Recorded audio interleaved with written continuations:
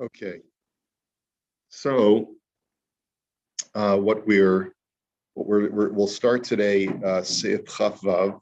We looked previously at Sif Chaf Hey yesterday, which is if you borrow money from two people simultaneously, you can't assume that you can just give the payback to one of the two people because you don't know the circumstances. You have to verify that they're working in partnership and that one partner is capable of accepting repayment from the other, on behalf of both of them.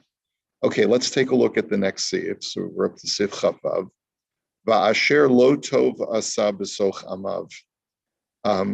There's a phrase in Yecheskel that's he who does not do good amidst his people. What does that verse refer to? Darshu chachamim zeh haba beharsha'a. A person who comes with the authorization to collect a loan on behalf of somebody else. Bamed dvarim amurim. So we don't know what this means yet. In other words, why is this not a proper conduct? We don't understand yet. So when is this true? Kishahamalva v'halova imahim bi'ir echad. When the lender and the borrower live in the same city, v'hamalva marsha ezeh, he says, and what's improper or inappropriate is if a creditor gives over the debt collection to a third party, is essentially what we're talking about. And why does he do that? Because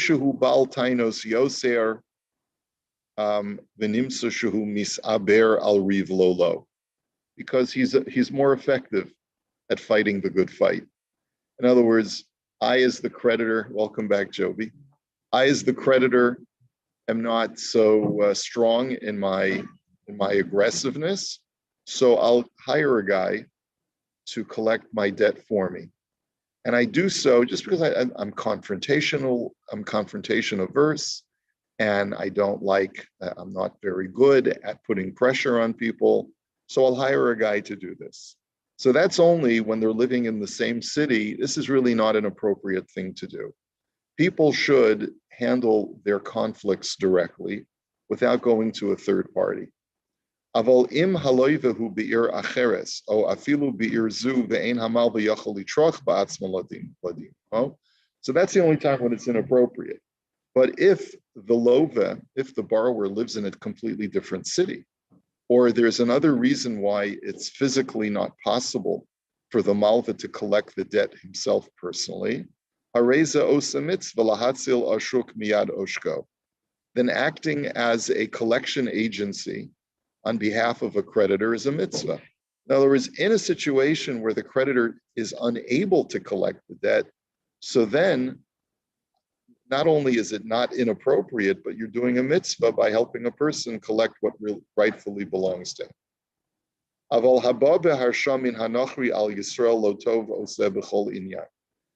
But he says to conclude, to act as a collection agency on behalf of a Gentile, extracting money from a Jew, that's not good. He says, and now notice he doesn't say it's usur. He says it's not a good thing to do. The nusach shtar harshad tzarich liftov k'mo shekosov b'tikunei shtaras. And finally, he writes that there is a proper nusach to authorize someone to be a morsha, to be someone who is properly sort of authorized to be a debt collector, and it has to be drafted carefully according to the proper nusach. Okay, so we're going to see a few halachas about a collection agency or a debt collector, is what we're dealing with now. Okay, so the first thing he wrote, based on a pasuk in Yecheskel, is that it's not really appropriate when the creditor and the debtor live in the same city and they do have the opportunity to interface with each other. It's not right for me to insert myself in that. If a guy says, would you mind speaking to my friend and asking him for the money back? I said, well, why don't you just do it yourself? Why should I stick myself into the middle of a conflict like this? Well, you're so much better at putting pressure on people and telling them this is the way it has to be. So let's see why this is not a good thing to do. It's really not appropriate. So comes along the Imrei Yaakov and explains, Va'asher lo tov, va'avos tanan al tas atzmecha ko'orchei hadayanim. That it says in Pirkei Avos that you should not make yourself like a lawyer. In other words, one of the commentaries explains that you're supposed to try to be as impartial as possible. And va'ayin sham b'meforshim u'v'biurim kan divrei hamaschal harezeh. He says, and we'll elaborate a little bit more about this in our biurim. Okay. Next, v'hamal v'marsha ezeh, and if the creditor appoints this collector, this debt collector, kaimelan dedavka tovea yachol lemanos mursha, aval hanitva ina yachol lemanos mursha sheyavo lebeistin v'yoshiv ba'ado letovea v'hu yeshev b'beisa. So we have this halacha in Shulchan Aruch that says that only a creditor is allowed to appoint a collector, a representative that acts in his stead to collect a debt. What about a debtor? Can he appoint someone in his stead to defend his position? Such as, I take you to Beis Din because I think you owe me money. And you say, I'm not going to Beis Din, but you can speak to my lawyer. My lawyer will represent me in Beis Din. The Shulchan Aruch says that that's not legal. Anyone who is summoned to Beis Din cannot send a representative in their stead. They have to appear personally. Vahatam, and what's the reason? Kidei shelo yiyu hadayonim shomin taina sheker mipi hamorsha. Because you have to ensure that the judges hear the words from the horse's mouth, as it were. They have to actually hear the claim from the defendant directly and not some potentially false claim from the lawyer, okay?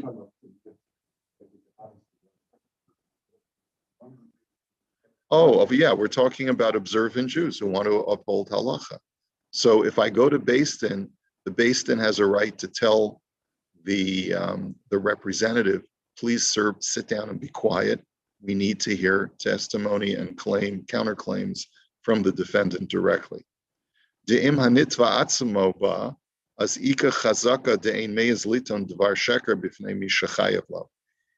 the Gemara establishes that there's something called a chazaka. There's an assumption of reality in a situation where I take you to Beis Din. Reuven takes Shimon to Beis Din, and Shimon owes Reuven money. It's one thing for Shimon's representative to perhaps do deflection and say, I don't owe you the money, because he's not the debtor. But the debtor himself, the Gemara says, generally doesn't have so much chutzpah to out and out deny the claim of someone who's done him a very kind deed and to whom he owes money. And so therefore the Beis Din needs to hear the words from the defendant, from the debtor directly. V'haraya dekofer hakol patr min haTorah mishum chazaka de'en hanitva meyez, ma'she'en ken kishiyitan al yidei shaliach. He says, and that's the reason why. You see, the Gemara says that when a defendant completely denies a claim, then we assume he's telling the truth. Because, as the Gemara says, Ein adam meyez panav bifnei bal chova. No person is going to have so much chutzpah to completely deny a claim that he owes someone money when he really does. And that's why the Gemara says that if you're a moida b'miktsas, if you make a partial admission, then there's a suspicion that maybe you owe him the full amount, but you want to just slip away and you're too embarrassed to deny the whole thing, so you make a partial admission of obligation. Well, you say I owe you 1,000, I really only owe you 500. So then the Gemara says that the Beis Din there's actually now grounds for suspicion upon the defendant, and the Beis Din can actually impose a shavua, can impose an oath, and that they do impose an oath. According to the Gemara, we don't do that anymore today in modern Batei Din. We don't impose oaths, but this is the idea. The idea is that we need to hear it from the defendant directly, because there's a psychological pressure at play here as well. So therefore, when I send my proxy, I send my representative, chayshinan l'tayna sheker, umatzi tovei l'meimar le lav bal dvarim didiat. Then we are concerned that the proxy, who doesn't feel that psychological pressure to tell the truth in the face of his creditor, we're worried that he will say something that's not true or not fully true. And therefore, the plaintiff has a right to say, you are not my defendant. I demand to hear these words from the defendant directly. And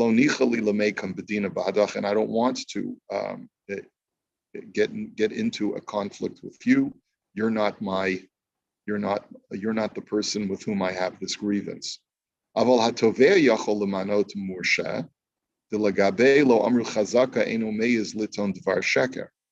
says, why then can a creditor appoint a representative, either to collect his debt or to take the guy to Beis Din?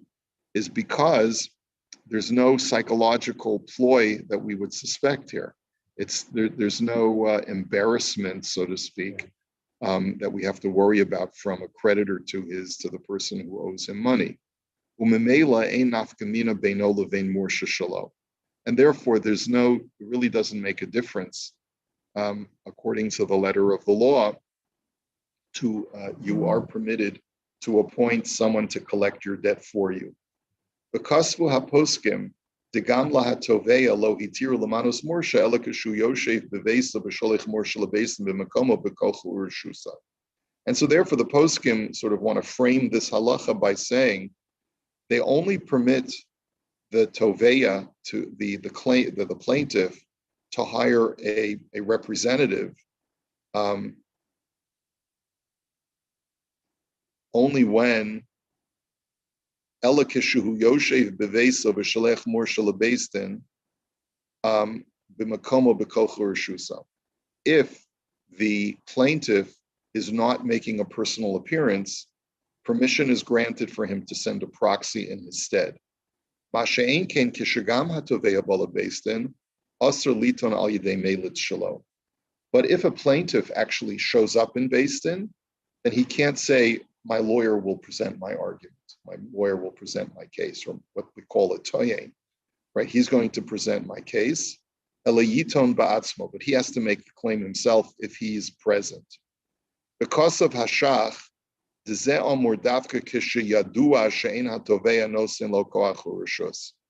the shach qualifies that, and he says that's only if we don't know that the plaintiff has given full permission to the proxy to make the case. But if the plaintiff expressly states, or there's a document in the proxy's hand that says, I have been authorized by the plaintiff to argue on his behalf, so then it is permitted to hear the claims of the plaintiff from the mouth of a third party.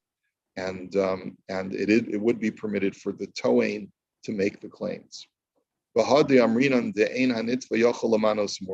furthermore, the Shach says, the only time we limit the defendant from appointing a representative is yesh omrim dezenemar gamim hatoveya maskim ladun im hamorsha shel hanitva. He says, some say that this restriction also applies even if the plaintiff is willing to allow a third party to represent the defendant. But it's nevertheless prohibited because of this concern, the psychological concern. He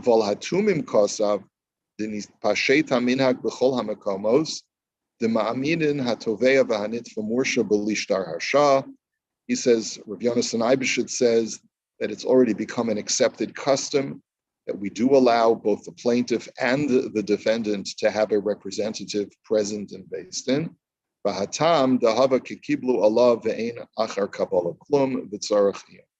And the reason is that since it's become so conventional to have a toain in Beis Din with you, to have a sort of an advocate with you in Beis Din who can present your case most I guess mostly the most in your favor. So it's for that reason that it's as if both parties have already accepted that reality and given their tacit approval for that to take place. But he says it's not so clear. So this is a very let me just explain what's going on. There's a lot of content in here that isn't really related directly to the laws of loans. This section of the Imrei Yaakov is dealing with the laws of standard practices of Beis Din. And this is a very common issue that comes up on a practical basis many times. Am I allowed to bring a Toain with me to Beis Din? Am I allowed to bring an advocate who I can hire and bring that person to Beis Din with me so that he can best present my claims or counterclaims? Not only am I allowed to, is it to my advantage to do so? Will the Beis Din permit me to do so? And is it appropriate to do so? So what Rav Yonasan Eibeshitz of the 18th century is basically saying, it's become common practice to permit this. Now, the reason why people do this, even in modern Batei Din, is because I may have a claim that I know the guy owes me money, but I'm not well versed enough in halacha to be able to make the legitimate halachic claims and present case history and so forth and so on. So I will hire Rabbi so-and-so, who is a Toain for hire. And they have these. I don't know of anyone in Toronto who does this, but there are people who will do this for you. If you go to New York, you can fly someone in, and they can act as your halachic advocate, both either whether you're the plaintiff or whether you're the defendant, to make such a claim. The question is, will the Beis Din permit it? And here you have different Batei Din comporting themselves in different ways. There are some Batei Din who will permit it, and there are some Batei Din who will not permit it. And there are other Batei Din who, when pressured, will permit it, but would prefer if you didn't. Because, and here's really where the argument goes, is that we all know that lawyers aren't interested in the truth. Lawyers are interested in winning for their client. Lawyers are not interested in justice prevailing. They're interested in making sure their client wins. And unfortunately, the same is true for rabbis for hire. Because they're being compensated and they need to be able to prove their worth, they invariably will summon various different halachic arguments that will make their client look in the most favorable light, even if arguably there may be even more halachic authorities that side with the other side. And just like in secular law, you can always find some basis in case history that you can argue is analogous to your situation, and you can use that as an argument as to why your client should prevail. At a level of ownership of the other thing, should you be able to be ready for the case and be able to judge accordingly? Not necessarily. You're very what's the word I'm looking for? Your very optimistic view of how a judge prepares himself to sit on a Beis Din is only partially accurate. Many times Dayanim are not well prepared because they simply don't have time. In a community like ours, you have to appreciate that great Talmidei Chachamim will be called away from their regular jobs to hear a case. And even though they're great Talmidei Chachamim, it doesn't necessarily mean that they're holding in that their memories of that particular discussion are well honed. and that they've reviewed everything they need to review. And therefore, if someone were to bring a towing, a guy who's like one of these, like a real shark of a rabbi who knows this particular area of halacha particularly well, and prepares for the case and is charging like a lawyer, let's say $500 or $1,000 an hour to argue the case, the Beis Din may not be happy with that because, first of all, there's immediately becomes a lack of parity, where one member of the conflict has hired this very expensive towing, and the other one perhaps can't afford that towing, or doesn't have the same network of contacts in his Rolodex to find the proper towing to argue his case. So it can become just like in secular court, you can have a David and Goliath situation. You can have the same thing in a Beis Din. And that's why there's there's a shadow of negativity that is cast upon people who use a towing in Beis Din. What's really best to do is to not have a towing at all and to leave it up to the Beis Din to make their decision. And if they need time to do their research, they will. And sometimes they will not do research at all, but will basically try to be mefasher, which means to create some kind of compromise situation where the plaintiff will not get everything and the defendant will not get everything.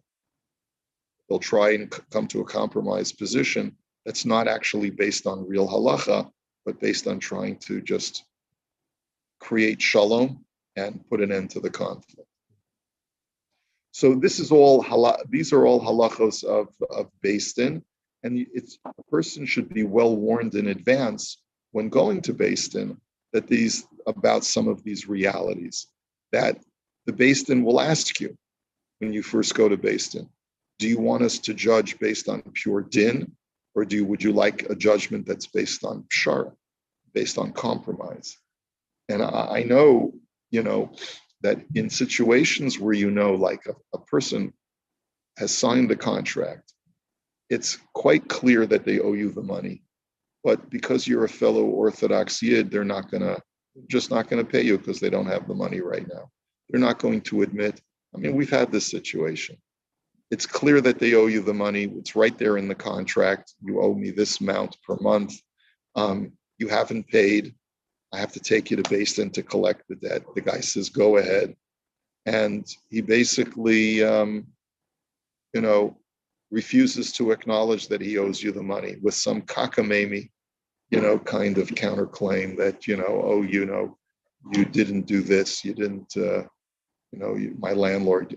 So, I owe you, I shouldn't have to pay you rent because I found a crack in the ceiling, or whatever it is. In other words, if it's, let's say, a ludicrous kind of counterclaim. So in a situation like that, a plaintiff does have a right to tell the Beis Din, I'm not interested in a compromise. This person has the wherewithal to be able to pay me, and I demand to be judged according to din, right? There are other times where it's not black and white. And many, if not most situations are where there's a little bit of gray. And therefore, it might be more prudent to acknowledge to the Beis Din that if they feel that it's best to adjudicate based on pshara, then that would be preferred. Both parties don't have a choice, though. Only the person the other guy, he makes a call on that. Both parties can insist. Well, what if one's din and one's covered? Right. So the Beis Din will have to entertain din if even one of them demands din. Yeah. Right. If they both agree on pshara, they could have done that without the Beis Din. You would think that, right? But unfortunately, it's not true. Unfortunately, there are many situations where the communication breaks down and it has to go to Beis Din. But even then, if the guy starts sending lawyers letters as to why he shouldn't have to pay the money, the plaintiff may want to say, all right, listen, this guy's got a lot of smoke screens he's throwing up in the air and all of this chazarai. I'll just take pshar, I'll take whatever I can on the dollar. Right? But now getting back to our halacha, which is not really based in related so much, but it's more outside of court, I want to assign a debt collector on my behalf, okay, which is what we call a mursha, someone who's deputized or appointed by the claimant to be able to get the debtor to pay his debt. So he first off quoted a pasuk from Yecheskel that it's not such a good thing if they can really resolve their differences directly and in person. But maybe the reason why the creditor wants to hire this guy is because, just like when you hire a collection agency. So what do? They have ways of communication. I mean, ultimately, even a collection agency has only limited power, right? But they will threaten you, and they will tell you that this is going to destroy your credit score, and they will tell you that they will harass you on the phone and tell you, we're calling you back, we're going to continue calling you until you address this issue, you owe them, whatever. I don't even know what their tactics are, but but there are, so you might want to hire a collection agency if you can't collect from this guy. And that would be okay if the guy refuses to pay you. But if you haven't tried the avenue of direct communication first, it's not appropriate for a person to allow himself, another Orthodox Jew, to allow himself to be inserted into this conflict without them first trying to communicate directly.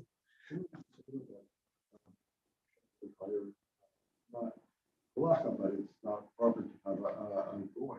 You might have a goy now coming up with a Jew. No. What we said is that it's not appropriate. This was the last part of the halacha, was that you should not be a debt collector on behalf of a Gentile.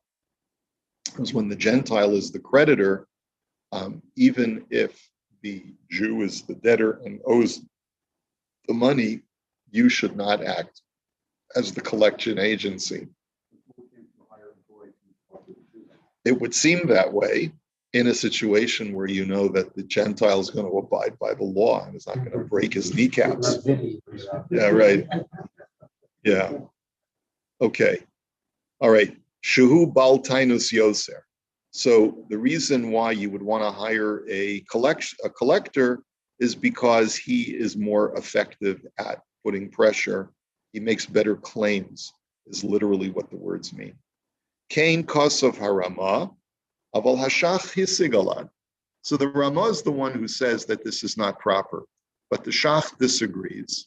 Usvirle de'ein bazeh chisaron b'meshuhu bal tainos yoser kevin shuhu toin emes. He says the Shach has no problem with having you hire an advocate as long as the guy is making truthful claims against the debtor. Eladavka hecha shahalovahu olimu bal tainos b'hamal ve'ena rotza lo riv imo imkain zehu shuhu mursha lo tov osa shemis aver al riv lo lo. He says it's only when, let's say, the lova, the debtor, is an aggressive kind of personality, and the malva is intimidated by him and doesn't want to have to confront him directly. So that's where we say that the mursha, the person who is being asked to intervene, should not really get into a fight that's not his, and he should really say to the creditor, "Listen, why should I get involved in this conflict? Well, I'm intimidated by the guy. He's so aggressive. Just call him up." In other words, it's not appropriate for me to get involved if I have nothing more to add than you do. The Shach says that if the collector has the ability to more effectively make the claim, because let's say the plaintiff has communication problems or whatever it is, so then it's okay. But it's only when the collector doesn't have any greater skills of communication than the plaintiff, but the plaintiff is intimidated for some reason, He says, "Shaharei amal v'gam ken yuchol liton ulahotzi mamonu mehalova rak shelo noim lo larivimo." But he doesn't like confrontation. It's not pleasant for him to have to pick up the phone and call the guy or to see him when he's going to see him in shul. I don't want to. That kind of discomfort. Sorry, you should don't ask another person to get involved for you. Aval b'makom sheyesh lachu shehalo v'yachzik b'mo shelo kedin. But he says, and we'll have to continue this halacha tomorrow. If you are concerned that the lov is not going to pay back because he's behaving inappropriately, so then that changes the halacha. It's only inappropriate to act as a third-party collector when it's just as easy for the malva just to confront him directly, but he doesn't like confrontation. I don't like confrontation. So no, sorry, that's not a reason for me to get involved in your conflict. If you're willing to lend people money, you also have to be willing to have a spine to go to someone and say it's time for you to pay back. Okay, so we'll continue this halacha Mir Hashem tomorrow. Have a great day.